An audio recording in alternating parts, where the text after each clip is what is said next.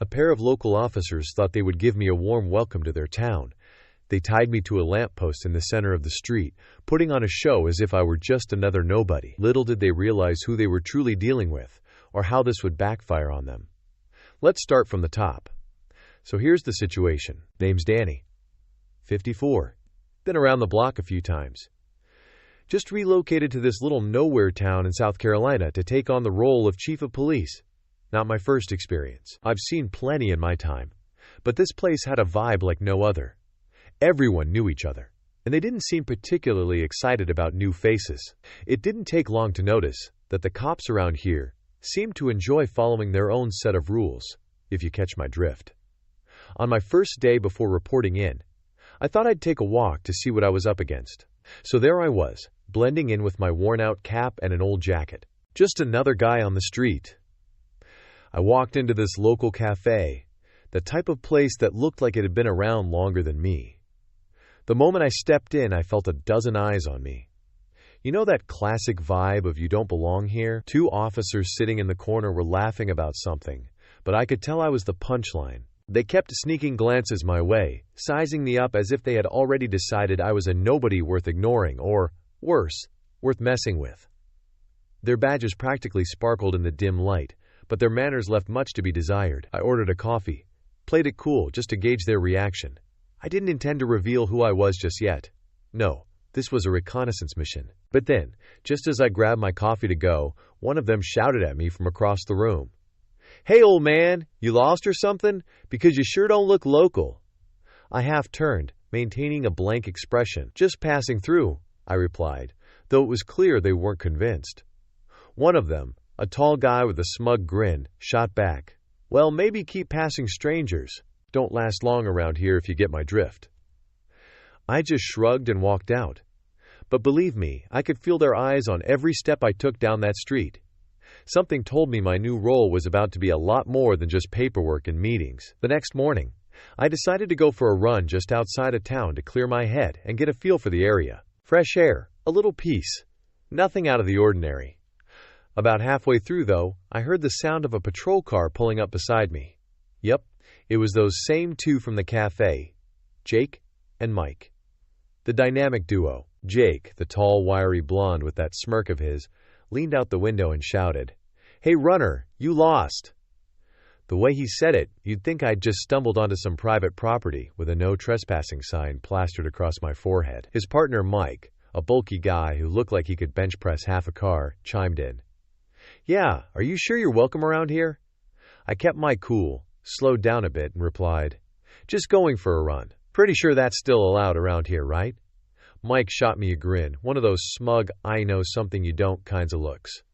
Allowed, maybe, but strangers don't exactly get the warmest welcome here, especially those who don't know our rules. Before I could even open my mouth to ask what on earth that was supposed to mean, they hopped out of the car. Jake stepped up close, way too close, and started patting down my pockets without so much as a "may I." I took a breath, keeping calm. They started rummaging around, exchanging smug glances like this was some kind of game. Jake finally pulled out some random scrap of plastic from my pocket, his face lighting up with twisted excitement. Well, look what we have here," he sneered, holding it up like it was some kind of trophy. "This yours?" I just stared at him, not taking the bait. It was pretty obvious they'd had this little setup planned. At that point, I'd had enough of their friendly welcome. But I knew I had to keep my composure. They had no idea who I was, and this definitely wasn't the moment for a big reveal. I played it cool even as they each grabbed one of my arms and yanked me toward the center of town. No explanations, no questions, just dragging me along like I was some lost pet they'd found wandering the streets. They brought me right over to this big lamppost in the middle of the town square, where folks were milling about doing their usual morning routines. A few people stopped, curious. Others didn't seem surprised at all, like they'd seen this kind of scene before. Jake and Mike looked like they were putting on some sort of twisted show, cracking jokes like they were at a comedy club. "Ladies and gentlemen," Jake announced with a mocking bow, "we've got ourselves a real big city troublemaker here." Mike, playing along, added, "Yep, think he's got a few tricks up his sleeve or maybe in his pockets." They tied my hands to that lamppost, real dramatic, making sure everyone could see. Some folks started pulling out their phones. Recording like this was the highlight of their day. Others just chuckled, shaking their heads. I could see Jake soaking it all in, looking around at his audience with the smirk that made my stomach turn. He leaned in close, loud enough for everyone to hear, and sneered, "Looks like we got ourselves a troublemaker, huh? Can't have people like you just waltzing into our town." The whole thing was beyond ridiculous, but it wasn't funny. It was unsettling. These guys were so into their act they didn't even care how obvious their setup looked. I'd seen some low moves in my day, but this was something else. I had to remind myself to stay calm, just let them dig their own hole. So there I was, tied to that lamppost like I was some kind of public attraction, while Jake and Mike strutted around like they just bagged the year's biggest catch. They didn't even try to keep it low-key. These guys were basking in the attention. People had their phones out, filming from every angle, chuckling, shaking their heads. Some folks even looked genuinely curious, probably wondering what the deal was with this outsider in their town. Turns out, that little scene didn't stay a local secret for long. By the next morning, clips of the mysterious stranger tied to the pole were blowing up online. Comments were flooding in, and boy did the theories start rolling. Some people thought I was a drifter who'd crossed the wrong lines. Others were straight up calling out the cops, asking who this guy was and why he looked like he was stuck in some old Wild West show. People wanted answers, and fast. Pretty soon, local news caught wind of it. A few journalists showed up looking for their next big scoop, and they were relentless. You could see them pushing through the crowd, mics out looking to catch a quote or two. One of them even cornered a bystander asking, "What did this man do? Did anyone see him commit a crime?" The response was a shrug and a muttered, "Beats me. Looks like the cops are just having some fun." Meanwhile, Jake and Mike were still riding their highs, pacing around like they owned the square. They'd pose, crack jokes, making a real scene of it like they were local celebrities. If only they knew how fast the story was spiraling out of their control. Watching it all unfold, I couldn't help but feel a spark of anticipation. They were giving me exactly what I needed, setting the stage perfectly without even realizing it. The spotlight was on, and soon enough, the real show was about to begin.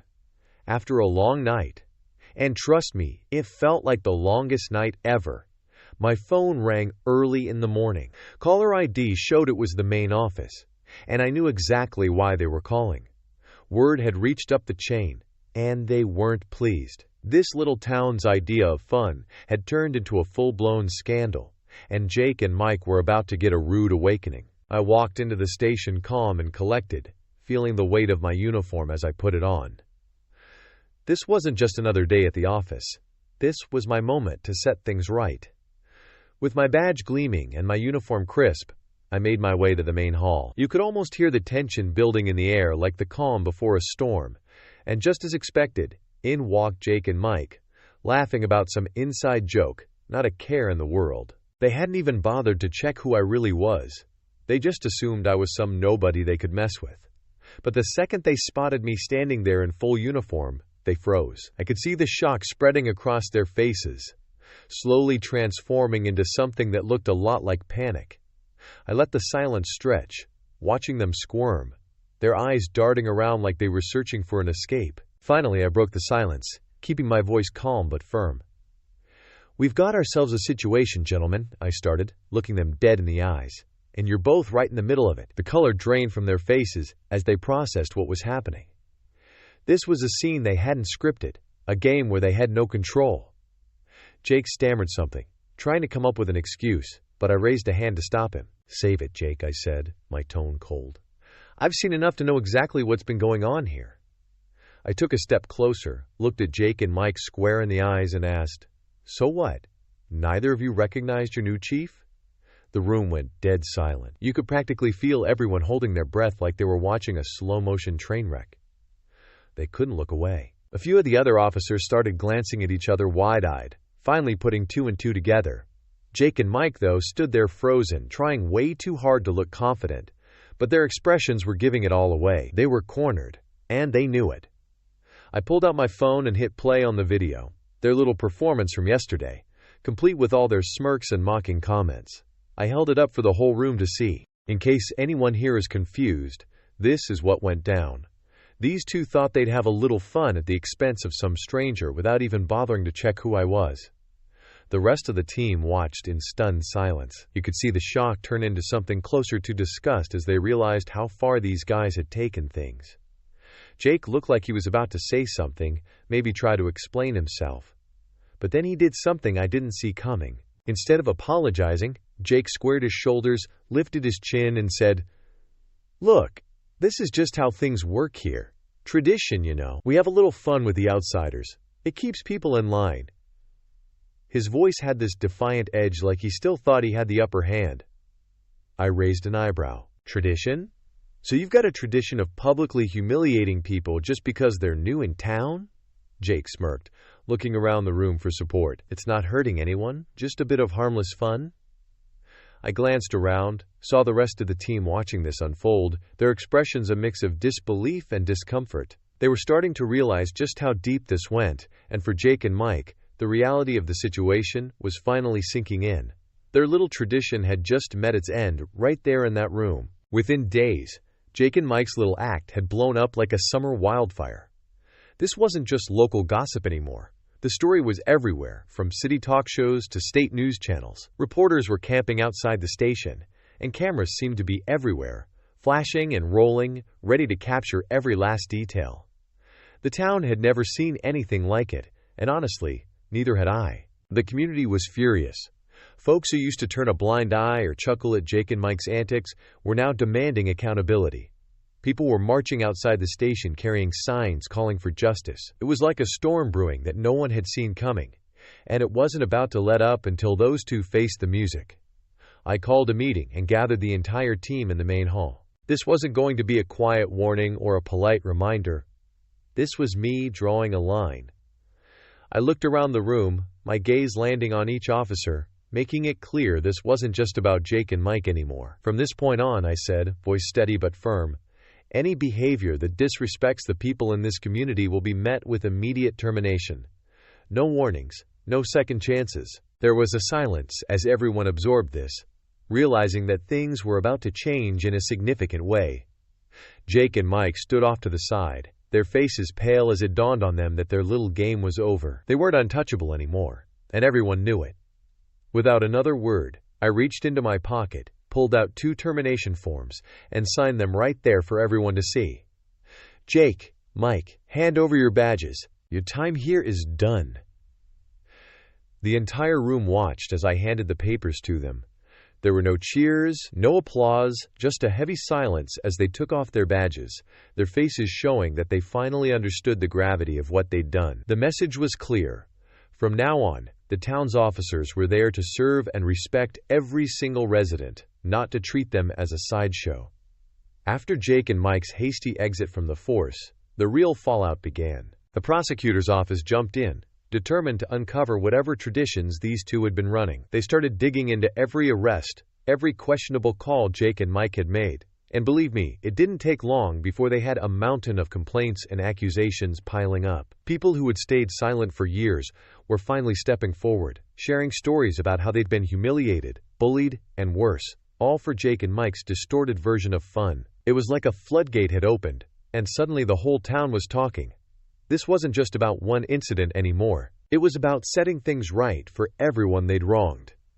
Pretty soon, the courtroom became the center stage, with people demanding justice, compensation, you name it. Jake and Mike were facing more than just a pink slip. They were looking at serious consequences. The town was finally getting a glimpse of what real accountability looked like, and it was clear they weren't about to let these two off easy. Standing outside the station, watching the community come together, I knew this was exactly why I'd taken the job. This town was ready for change, even if it took a little shaking up to get there. The message was loud and clear. The days of turning a blind eye were over. I took a deep breath, feeling a sense of peace knowing we'd turned a corner. The fight for respect and justice didn't end with Jake and Mike. This was just the beginning. The town now understood that things were different, and I was here to ensure they stayed that way.